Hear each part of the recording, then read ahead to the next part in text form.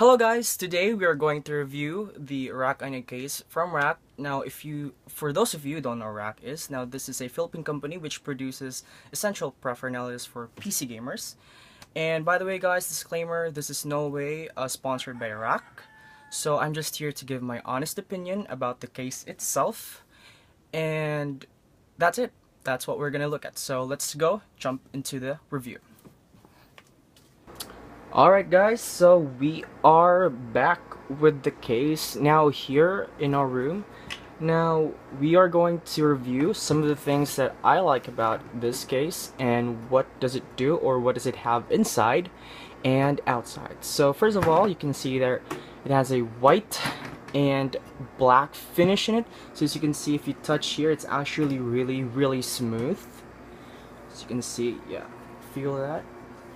And yeah, so that's for the paint in it. And for the side panel, no, it's not actually, I'm actually amazed on the case itself. It's not like those cheap cases that you get online and have like those plastic see-through panels on the side, because this is actually mirror, it's actually glass, I'm sorry, it's glass. As you can see, it's pure glass, so that's a bonus. And over here on the front IO first, now you can see there that there is the power button, the reset switch, or the reset button. There's the light indicators, two USB 2.0s, and some jacks for your outputs or inputs like audio. And actually there is no 3.0 here, but that's okay since we have here an extra slot if you want to have a USB 3.0 on the case itself, but that will cost you extra, so let's just forget about that for now. But right here on the front we have like a weird hexagonal shape. I don't know, it's like polygon, but yeah, as you can see, it's a polygon, up close and personal to those who want to see it up close and personal. Now it is somewhat like kind of a filter here, as you can see here. And there's the Rakk logo here. There's actually an old version of their logo, but this is the new one, so that's a nice one that they include their new one. And yeah, and over at the top, now they include actually magnetic dust fillers, so that's also a bonus since most cases don't have that. And there's one up top, and there's one at the bottom, as you can see there. That's for the power supply. Alrighty, so right now, as you can see also here, they actually included screws on everything that you want to have on the piece itself. Now I can see here that there are some standoff screws, I believe. Let me just focus that real quick. Yeah, standoff screws. Here it is, like the gold one here. This is for the standoff, so you have a different motherboard, different orientation, and there are long screws for maybe a fan to the radiator. Yeah, and they also included a Velcro strap here. That's the strap that they used to, wrap everything in. So that's also a good thing. Now inside, I'm just gonna open this real quick. Oops. Alright. So opening up the case, just be careful about it since this is a glass side panel. Just put that carefully and gently here. Okay. Alright, so on the inside, now as you can see, there's a big power supply shroud here. Now, it's actually a good thing to have a power supply shroud because you don't want to see the cables, running in to the case itself. Now it's a good bonus if you want your PC to be tidy. And there's actually a cutout here which shows the power supply name. If you have a Corsair, it will show here the brand name itself. Or if you want to have your stickers, or if you want to have stickers on your power supply so that you can actually design it, it will see through here. Now for the back of the front panel here, now as you can see, there is a honeycomb finish to it. There's a honeycomb design, and if you can actually see there on the inside, now there's like a foam here. This is actually foam, so you can see it. Oh my god, let me just adjust it real quick. Yeah, it is foam, so it also serves like a dust filter for 3 120mm fans that you're going to be putting on front of the case. Okay, so in regards to the fans that you can put into this case, now you can put 3 up top, 3 120mm fans. Now you can only fit 120mm fans in this case, guys, so I'll just have to generalize this. 3 at the front, 2 here at the top, also 2 at the bottom if you want to, and 1 here at the rear. So that's where the fans go. And if you want to put a radiator, since if you want to build or make a water-cooled PC with this case, now it might be challenging, but you could put radiators here, here, and here, obviously. If you want to go here, you can also put it here if you want. So it's obvious, guys.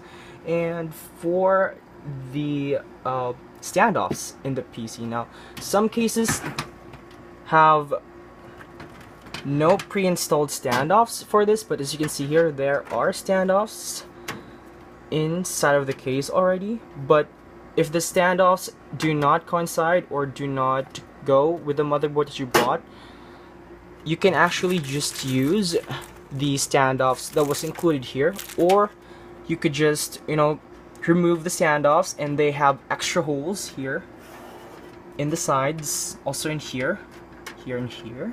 You can use them and just transfer the standoffs in your likings or on the orientation of your motherboard. It depends upon your motherboard, okay? And also the motherboards that can fit in this case are, as you can see, I'll just zoom in. They put in here, it's mini ATX and micro ATX. So you can't put a full size ATX on this case, obviously. Just look at the size of this case. It's just for, you know, it's just so tiny. It's for minimal use. So also in the case itself, now let me just go through my bullet points here. Yeah, so in regards to SSDs and hard drives, so where do you actually put the hard drive and SSD on this? Now, as you can see in the front here, there are actually so many holes that you can see. Now these are for hard drives and SSDs. So as you can see, they put some orientations here or some labels. You can put where to put the screws in for the hard drive and the SSD. So there's one here. Actually, I have an SSD here that we can get for reference. So you can put an SSD like on this way. You can put it right on this way, or there's 2 here at the back of the case. As you can see, there are holes that coincide, and I was actually wondering, there are 4 holes in the SSD, right? And they only include 2 holes, so I was not really sure if this was the case that I wanted when I purchased it. But as you can see, Rakk is actually really clever. They put like supports here for the side holes on your SSD, so just slide them there, right? You can just slide them there like that and just screw the holes in from the back. So that's how you put an SSD with this case in front. Now at the back, I'll show you just real quick. At the back, now you can actually put a hard drive at the back of the case. Oops. Oh my god. Now opening the back of the case. Oh my god. Excuse me, guys. This will just be messy. Oh my god.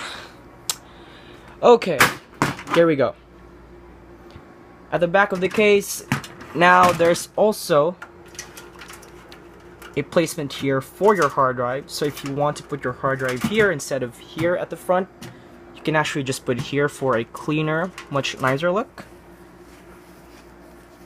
And for this here, now you can see here the dust filter. Now these are the cables that include with the motherboard. Really boring. Alright. So yeah, we're almost done the video. I'll just go on some important details with this. So I'll get back to you guys. Okay, so we're down to our final part, which is the build quality and cable management. So in regards to the case, now it actually has a very challenging cable management design, since as you can see here guys, like look at the clearance from here and into the back or the side panel. As you can see, that is the only clearance that you have. It's like a finger. It's like a finger. And I don't know if cables can fit through that, but I've seen a lot of builds, or I've seen a lot of people build in this case that actually fail cable management. So if you want a challenge, you might want to buy these. And in here it's fine if you have the SSD cables or hard drive cables routed here, but in regards to the 24 pin, now it might have a problem. But again, you know, we PC builders love a good challenge when PC building. So for you out there who wants to do a challenge on this build, or in this case exactly for your build, now you can actually just explore with this case. And lastly, for the build quality, now build quality is actually decent. For in fact that, by the way, the price of this is actually really cheap. It's just 1400 pesos or $28.